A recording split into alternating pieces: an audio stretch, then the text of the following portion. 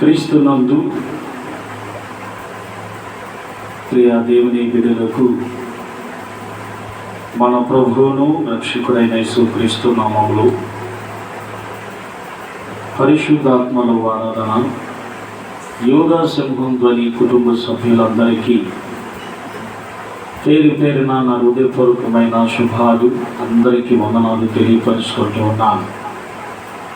అందరూ బాగున్నారా? మంచిది. దేవుడు నిండారుగా మనలందరిని కూడా దీవించి ఆశీర్వదించునుగాక. ఆమేన్.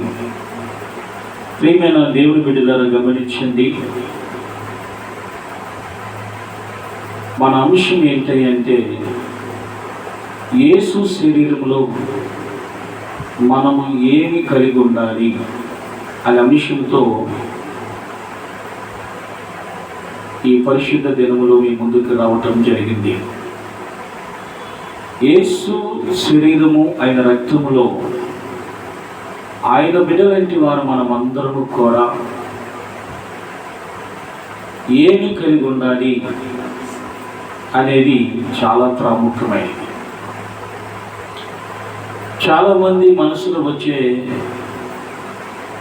ఆలోచన ఏంటంటే ఏముంది, పరిశుద్ధంగా ఉండాలి, ఆయన రక్తంలో కరగబడాలని మనం అనుకుంటూ ఉంటాం.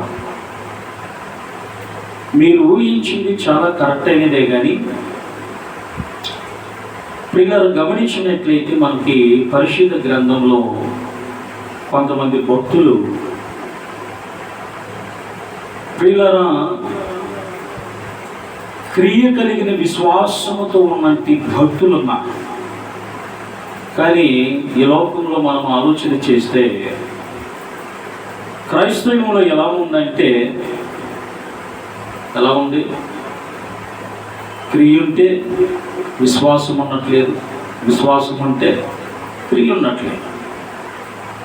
అక్కడ కొట్టేస్తుంది మనకి దెబ్బ. అందుకనే ప్రభు ఏమని అంటున్నాడంటే, క్రియలేని విశ్వాసం మృతము అన్నాడు. మృతము అంటే సరిపోయినతో సమానం. ఇప్పుడు మనం బ్రతుకున్నామా, సరిపోయామా?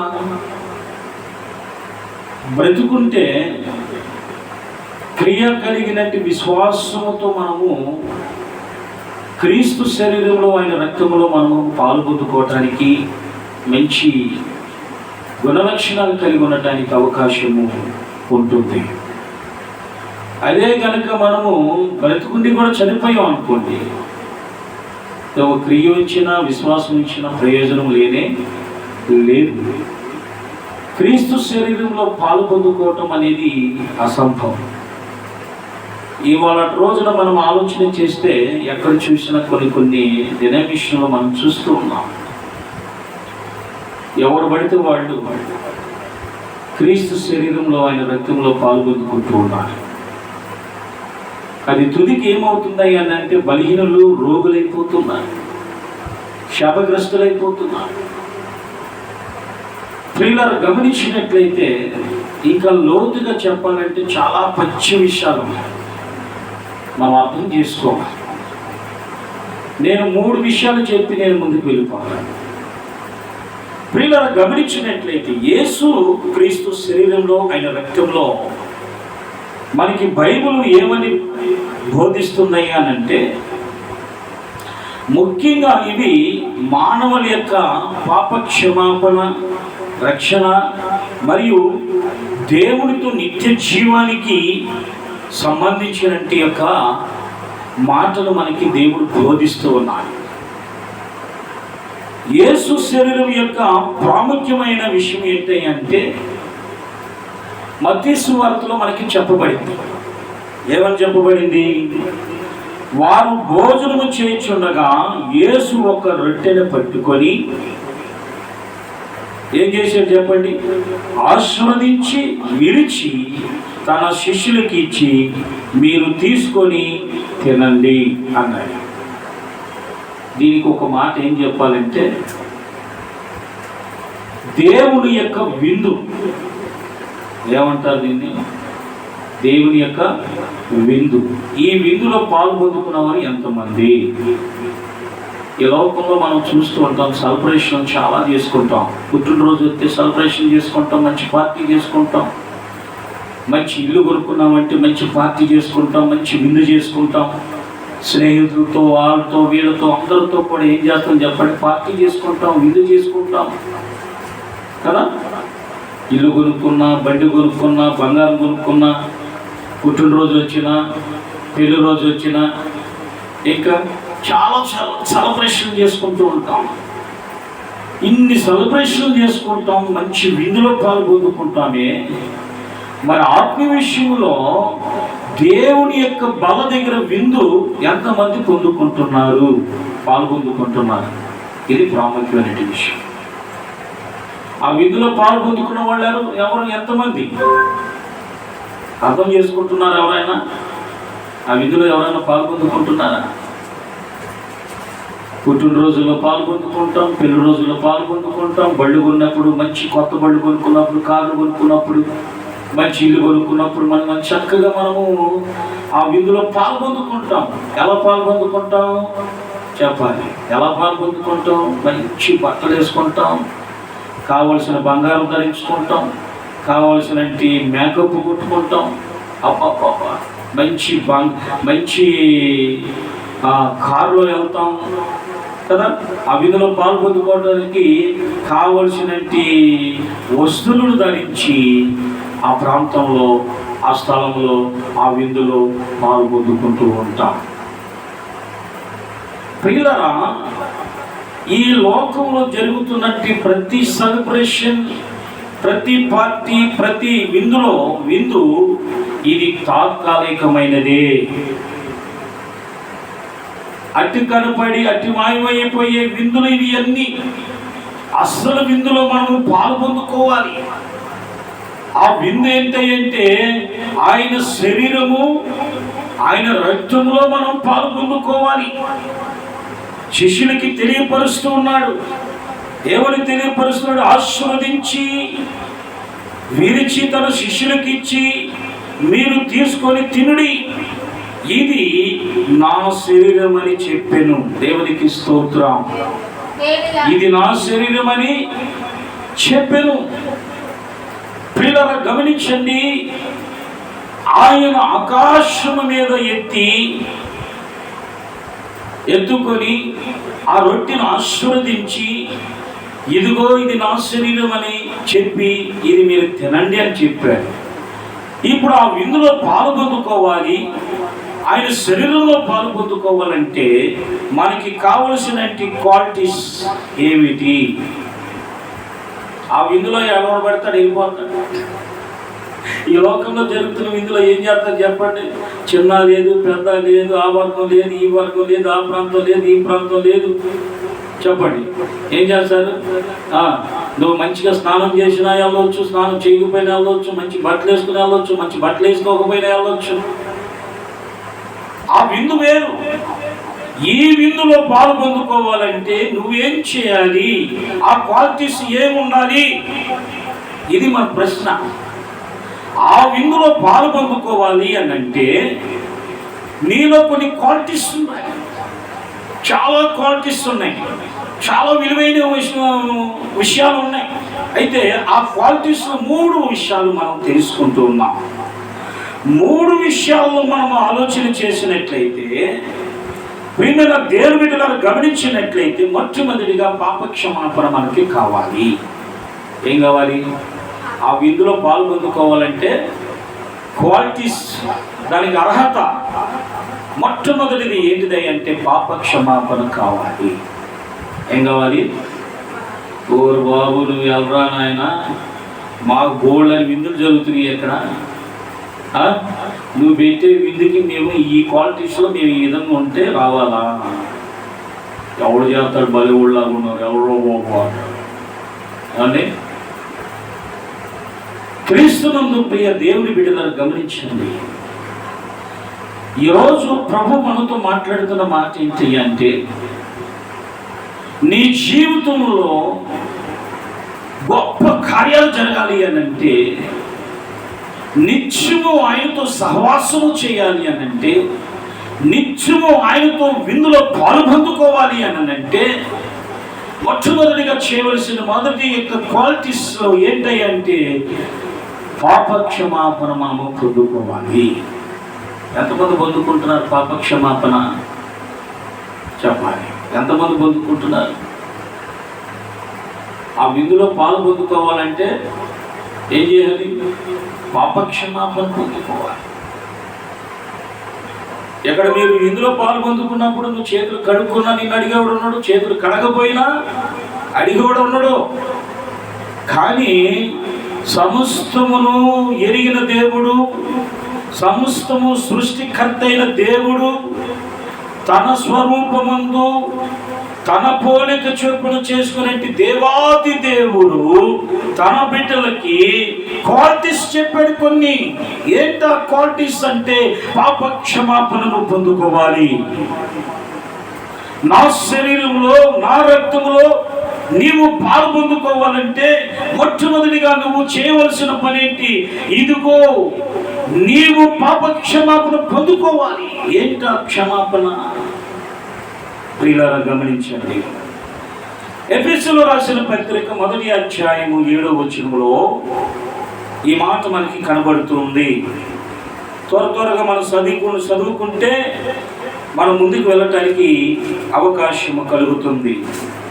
చూడండి, ఎఫెసీయులకు రాసిన పత్రిక 1వ అధ్యాయము 7వ వచనము.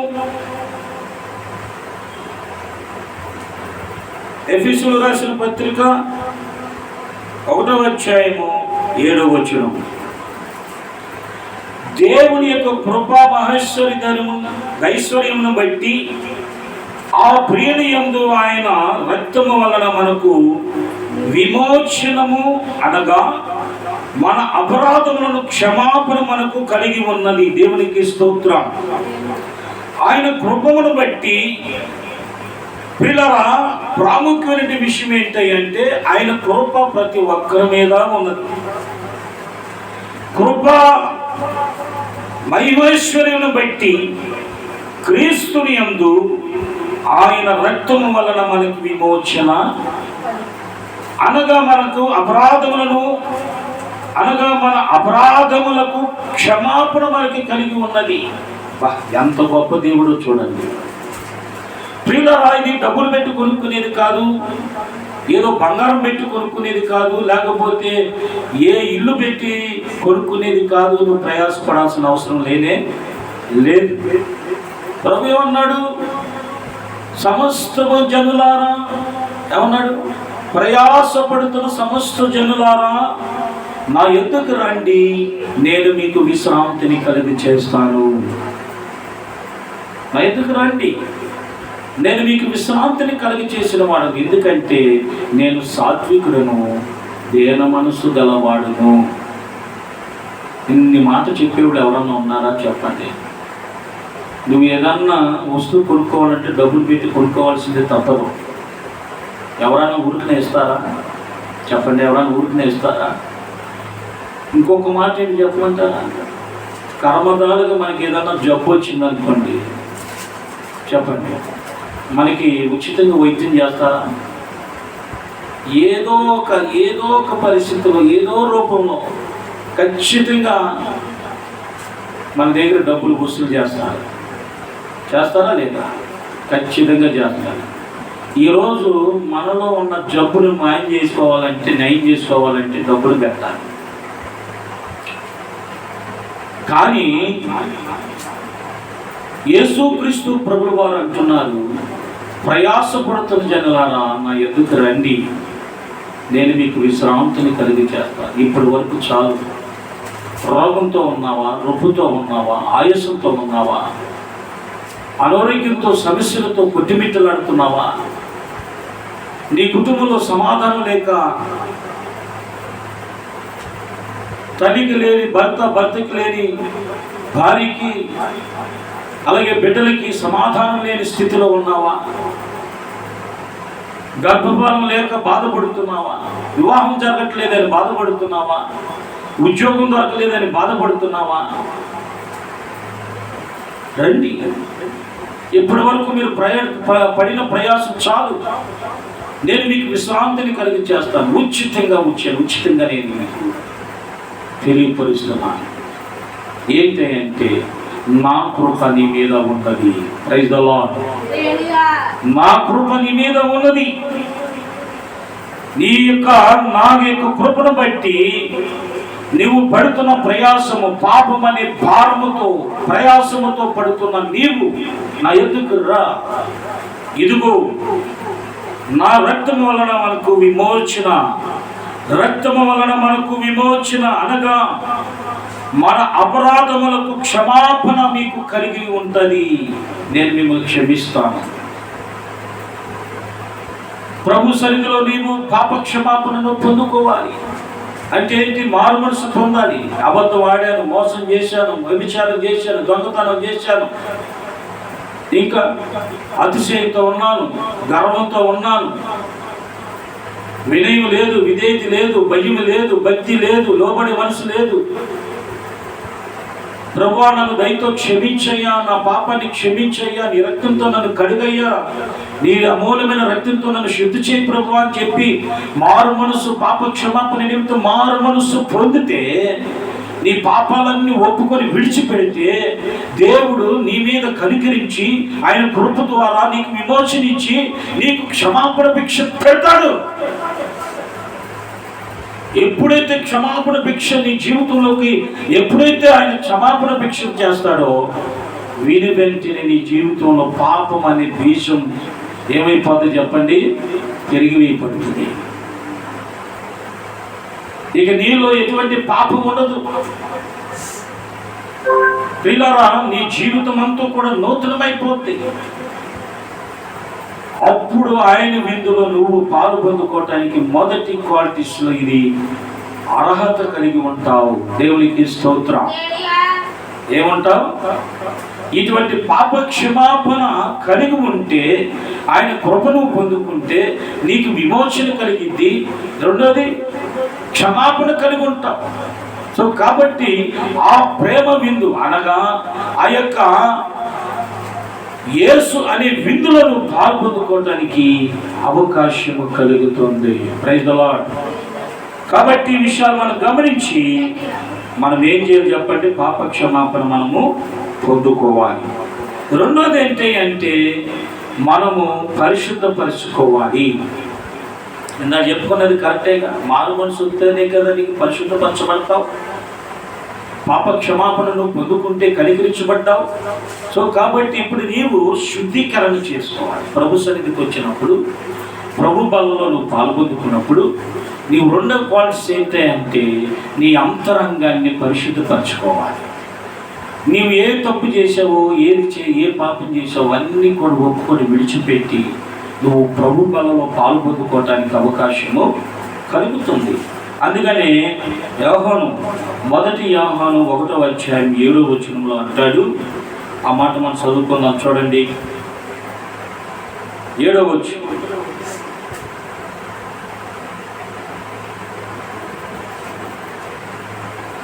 అతని మూలముగా అందరూ విశ్వాసించినట్లు ప్రియులారా ఆ వెలుగు సాక్ష్యం ఇస్తుంది. అయితే మొదటి యోహాను 1వ అధ్యాయము 7వ వచనాన్ని మనము చదువుకుందాం.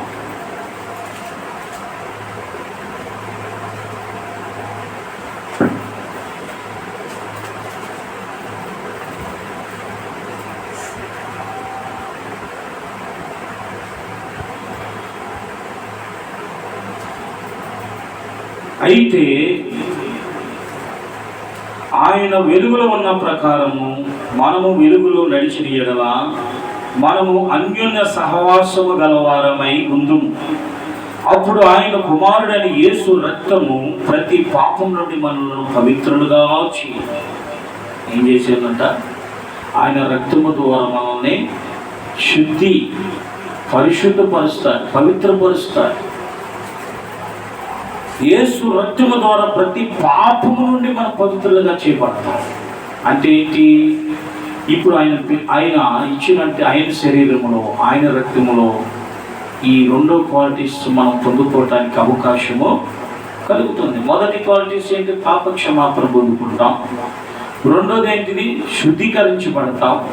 సో కాబట్టి ఈ విషయాలన్నీ మనం ఏంటంటే దానిలో కొన్ని విషయాలు మనకి తెలియపరుస్తూ ఉన్నారు. ఏంటంట చూడండి, ఆయన వెలుగులో నడిచినప్పుడు అంటే అన్యోన్య సహవాసం గలవారుగా ఉంటామంట. ఆయనతో సహవాసం కలిగి ఉంటాం. రెండోది ఏంటంటే పిల్లరా, ఆయన వెలుగులో నడిచినప్పుడు అన్యోన్య సహవాసం గలవారుగా ఉంటాము. రెండోది పవిత్రపరచబడతాం, శుద్ధీకరించబడతాం, పాపం లేని వారుగా మనం ఉంటాం. కింద వచ్చినప్పుడు కూడా అదే మాట అంటారు, పవిత్రులుగాను చేయి మనము పాపము లేని వారం అని చెప్పుకొని నీ ఎడల మనలను మనమే మోసపరుచుకుందుము మరియు మనలో సత్యం ఉండదు. చాలామంది అనుకుంటూ ఉంటారు, నేను సత్యంగానే ఉన్నాను, నేను నీతిగానే ఉన్నాను, అలా ఉన్నాను, ఇలా నేను అబద్ధం ఆడను, మోసం చేయను, పాపం చేయను అనుకుంటూ ఉంటాను. అనుకొని ఏం చేస్తారు, ప్రభు బలలో ఆయన శరీరం ఆయన రక్తంలో పాల్పొందుకుంటారు. ఇది సరైనది కానే కాదు. సో కాబట్టి నాలో పాపం లేని వారు అనుకున్న వాళ్ళ సత్యం ఉండదు, అంటే అసలు ఏమాత్రం కూడా నీతి ఉండదు, వాళ్ళు నిజం ఉండదు, అన్ని అబద్ధాలే. అబద్ధం ఆడేవాడిని ఎప్పుడు నమ్మటానికి వీలేదు. ఏదో ఒక సమయంలో ఆ అబద్ధం ఏం చేసిందంటే వాడి నెత్తి మీదకి కొంపటేసినట్టు అయిపోతుంది. ఏదో ఒక రోజు వాడు నీ కొంప ముంచేసేస్తుంది ఆ అబద్ధం, నీ జీవితం నాశనం చేసేస్తుంది. సో కాబట్టి ఆ అబద్ధం అనేది, మోసం అనేది నీ నుండి దూరపరుచుకోవాలి. దేవుని వాక్యం ఏమని బోధిస్తుందో ఆ బాధకి, ఆ ఉపదేశానికి మనము లోబడి అనువుగా అన్యోన్య సహవాసంగా మనము నడిచినప్పుడు దేవుడు ఏం చేస్తాడు చెప్పండి, మనల్ని పవిత్రులుగా చేస్తాడు, నీతిమంతులుగా తీర్చిదిద్దుతాడు. సో కాబట్టి విషయాలు మనం గమనించాలి. ఇక మూడవదిగా మనము చూసినట్లయితే చూద్దాం. మూడవదిగా మనం ఆలోచన చేసినట్లయితే వీళ్ళ గమనించినట్లయితే దేవునితో సమాధానం కలిగి ఉండాలి. ఏం కలిగి ఉండాలంట, దేవునితో సమాధానం కలిగి ఉండాలి. ఈరోజు ఎంతమంది సమాధానం కలిగి ఉన్నారు? కుటుంబాల్లో సమాధానం కలిగి ఉన్నారా? సంఘంలో సమాధానం కలిగి ఉన్నారా? చెప్పండి. భార్య భర్త సమాధానం కలిగి ఉన్నారా? భర్త భార్య సమాధానం కలిగి ఉన్నారా? బిడ్డలు సమాధానం కలిగి ఉన్నారా? సంఘంలో ఒకరినొకరు సమాధానం కలిగి ఉన్నారా? ఒకసారి ఆలోచించాలి. నువ్వు ప్రభు బలలో ఎలా పాల్పొందుకుంటావు? ప్రభు యొక్క విందులో నువ్వు ఎలా పాల్పొందుకుంటావు? ఈ క్వాలిటీస్ నీలో లేకపోతే ప్రభు విందులు ఎలా పాల్పొందుకుంటావు? ఇదిగో నా శరీరము, ఇదిగో నా రక్తము, దీన్ని మీరు జ్ఞాపకం చేసుకుని తినండి, తాగండి అని చెప్తున్నాడు కదా. మరి దీనిలో పాల్పొందుకోవాలంటే ఏం చేయాలి చెప్పాలి? ఏం చేయాలంటే పాపక్షమాపణ పొందుకోవాలి, మన అంతరంగాన్ని పరిశుద్ధపరచుకోవాలి. మూడోది ఏం చేయాలి చెప్పండి? సమాధానం పడి ఉండాలి. ప్రభు సన్నిధికి వచ్చినప్పుడు లోబడి ఒకరినొకరు సమాధానం కలిగి చెప్పాలి, అన్యోన్యంగా ఉండి ఏం చేయాలి చెప్పండి? ఆయన శరీరంలో, ఆయన రక్తంలో మనము పాల్పొందుకోవాలి. ఈ క్వాలిటీస్ మనలో ఎప్పుడైతే ఉంటాయో ఆ యొక్క విందులో పాల్పొందుకోవటానికి అవకాశం ఉంటుంది. ప్రియులారా, ప్రేమ విందు గురించి నేను ఒక విషయం చెప్తాను, తర్వాత చెప్తాను. ఎందుకంటే అది రెండవ రాకడలో చెప్పే మాట. మరొక దినాన ప్రభు మనకి అవకాశం ఇస్తే మీకు ఈ విషయాలు తెలియపరుస్తారు. సో కాబట్టి సమాధానం పరచబడాలంటే మనం ఏం చేయాలి? అందుకని ఒక మాట అంటున్నాడు చూడండి, కొలసీలు రాసిన పత్రిక 1వ అధ్యాయము 20వ వచనాన్ని మనము చదువుకుందాం. చూడండి, కొలసీలు రాసిన పత్రిక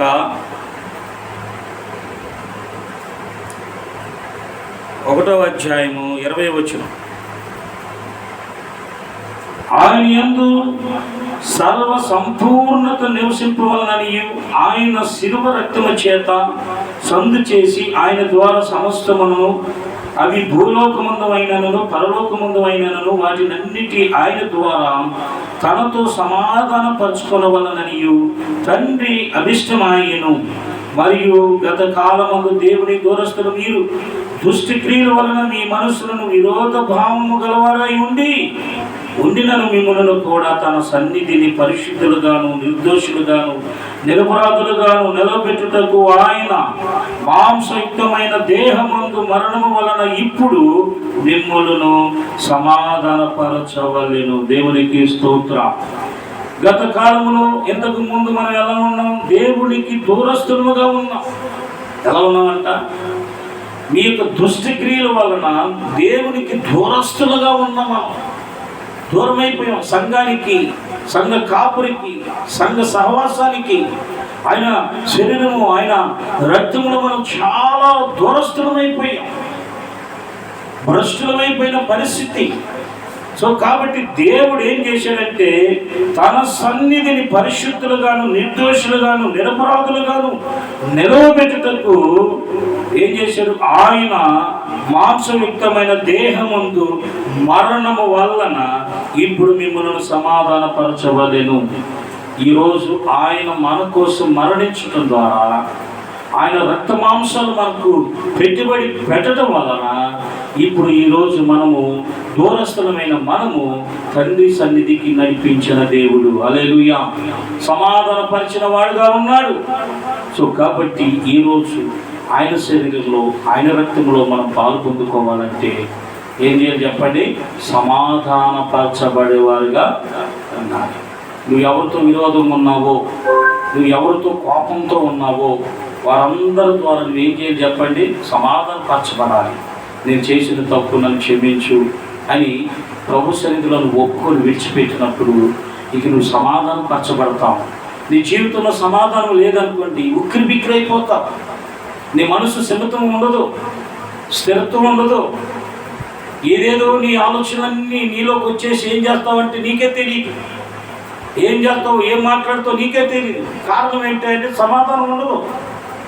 సమాధానం లేని జీవితాలు అయిపోతాయి. ప్రియమైన దేని బిడ్డలారా, ఒకరోజు ఒక ఊరిలో మీటింగ్స్ ఇలాగే పెడుతుంటే ఒక అమ్మ ఏం చేసిందంటే మీటింగ్స్కి వచ్చిందంట. మీటింగ్స్కి వస్తే భార్యాభర్తల గురించి వాక్యం చెప్పాడు.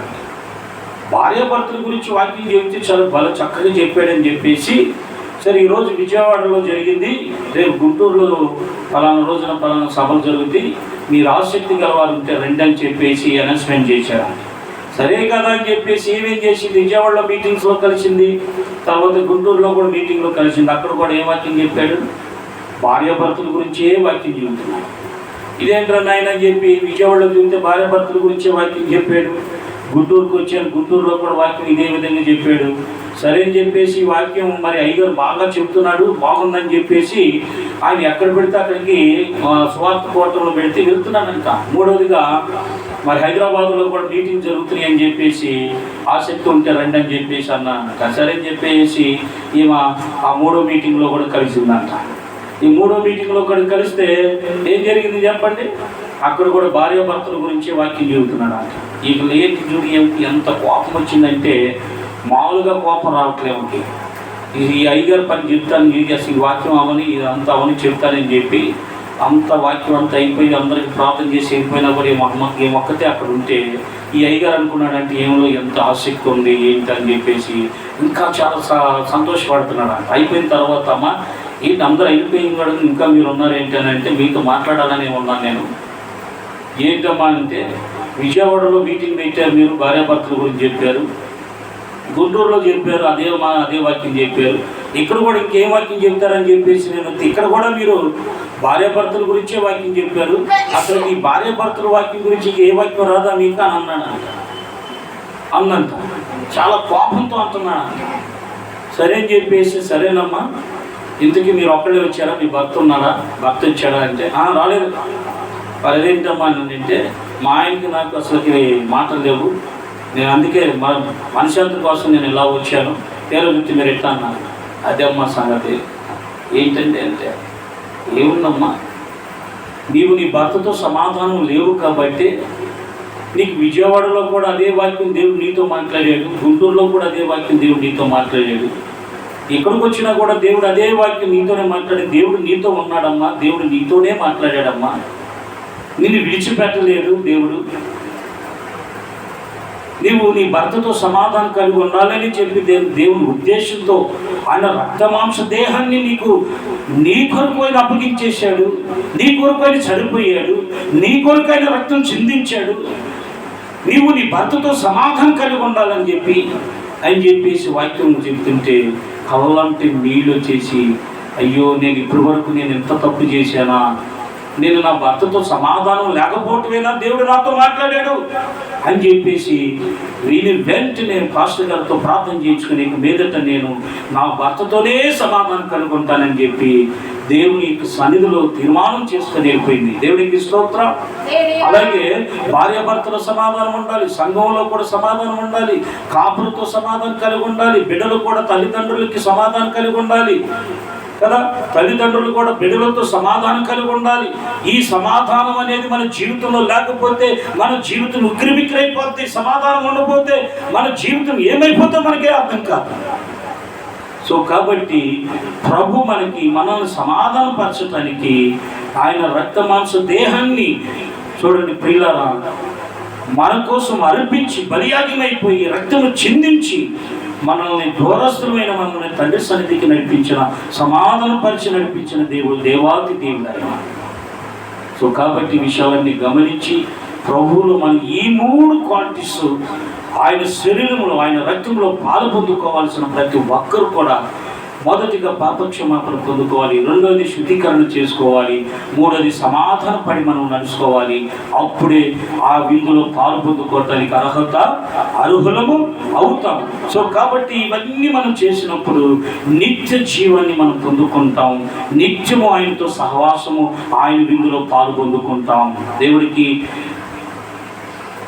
ఆ కృపను బట్టి మనం అందరము కూడా మనం పొందుకున్నట్లయితే దేవుడు మనల్ని నిండారుగా దీవిస్తాడు. దేవుడు తర్వాక్యం మన వినికిడిలో దీవించి ఆశీర్వదించును గాక. ఆమేన్. ప్రార్థన చేసుకుందాం.